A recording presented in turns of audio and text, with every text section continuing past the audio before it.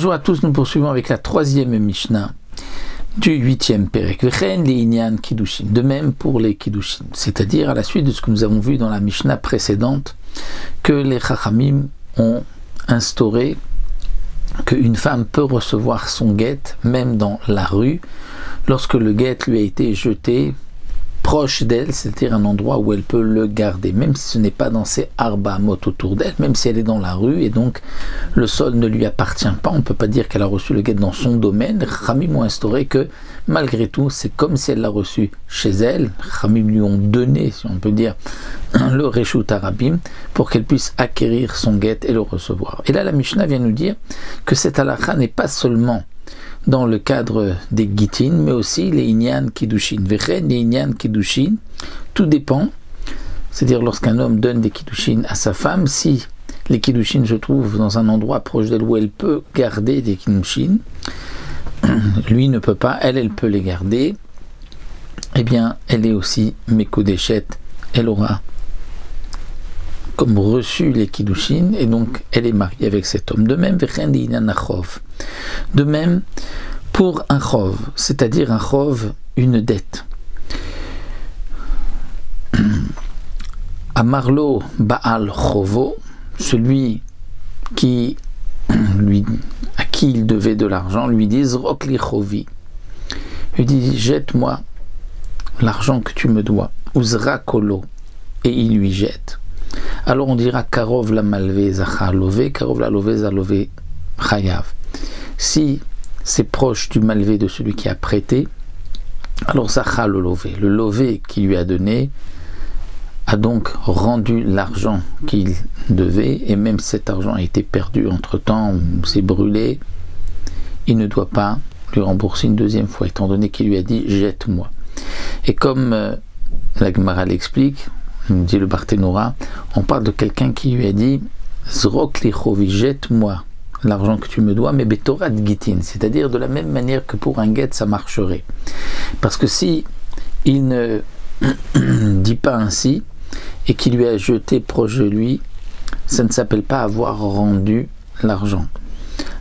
Mais lorsqu'il lui a dit jette-moi betorat gitin, comme si c'était un guet, là dans ce cas-là, si c'est proche de lui, c'est-à-dire d'un endroit où il peut garder l'argent, ça y est, le lové a rendu, c'est ce qu'on veut dire zacha lové, même si ensuite ça a été perdu, il n'a pas besoin de rembourser. Mais karov la lové, si c'est proche du lové, c'est le lové qui peut garder cet argent, mais pas le malvé, c'est-à-dire le malvé n'a pas la possibilité d'atteindre l'argent avant le lové, alors à lové chayav, le lové se doit de rembourser une autre fois si cet argent a été perdu.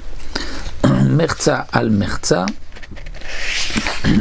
si c'est moitié-moitié, comme nous avons vu que les deux peuvent garder cet argent, ou les deux ne peuvent pas, alors Shneim Yachloku, ils partageront la responsabilité. Donc si cet argent a disparu, il devra rembourser seulement la moitié.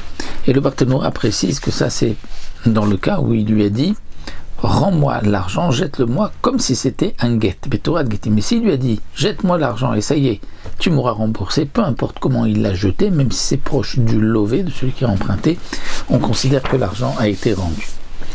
La Mishnah reprend maintenant les dynimes du guet. Aïta omedet al rosh hagag. Sa femme se trouve au-dessus d'un toit. Le toit appartient à la femme, c'est nirsemilog, c'est-à-dire un bien qui lui appartenait, lequel elle a apporté donc en se mariant. Elle se trouve au-dessus du toit. Uzra kola, et il va lui jeter le guet, lui se trouve en bas, dans la cour, il jette sur le toit. Kevan shigia la viraga gezomegoreshet, même si elle n'a pas reçu le guet dans ses mains, même si le guet n'est pas tombé, n'a pas touché encore le toit, mais le guet est arrivé au Avir Agag, c'est-à-dire il est arrivé dans l'espace, dans l'air du toit, c'est-à-dire il est arrivé, dit Barthénora, dans les 3 tfachim du toit. C'est comme s'il avait déjà touché le toit. Et même si ensuite il s'est brûlé et qu'il n'est pas arrivé dans son domaine, elle ne l'a pas reçu, elle est quand même mégoréchette, elle est divorcée. Parce que dès qu'il a jeté, que c'est arrivé dans les 3 tfachim, 3 3 palmes fait 30 cm, c'est la voûte, c'est comme si c'était posé sur le sol. Dans le cas inverse, où lui se trouve sur le toit et elle se trouve en bas, dans la cour, Uzra Kola, et il lui jette le guet, Kevan Sheatsa Mershut Agag, dès que le guet est sorti des limites du toit et qu'il rentre à l'intérieur donc des mechitzot, c'est-à-dire des parois, des murs de la cour, Nimcha Konisra Farezo Megoreshet, même il s'est effacé le guet, où il a été brûlé, effacé, il y avait un peu d'eau, il a été brûlé, Arezo Megoreshet, elle est divorcée. Pourquoi? Parce que dès que ça quitte le toit, son domaine, et que ça rentre dans les mechitzot, c'est-à-dire entre les murs de la cour, même si ce n'est pas encore posé dans la cour appartient à la femme, même si ce n'est pas posé sur le sol, mais que c'est entre les murs de la cour, même si c'est brûlé, elle est divorcée. Précise le Barthénora, seulement dans le cas où le feu est arrivé après qu'il ait jeté. Mais s'il a jeté dans le feu, là c'est comme si dès le départ il le jetait pour le brûler et elle n'est pas divorcée. Donc voici ce que la Mishnah nous enseigne ici. Donc nous avons les deux cas. Le cas où elle se trouve sur le toit et le toit lui appartient. Donc dans les 3 tfachim, elle est Megoreshet. Là on parle que le toit n'avait pas de mur sur les côtés. Et dans la cour, donc dès que ça quitte le toit, mais que ça arrive entre les murs de la cour, là elle est considérée comme divorcée, comme si c'est donc arrivé dans ses mains, dans son domaine. Pour la 3e Mishnah.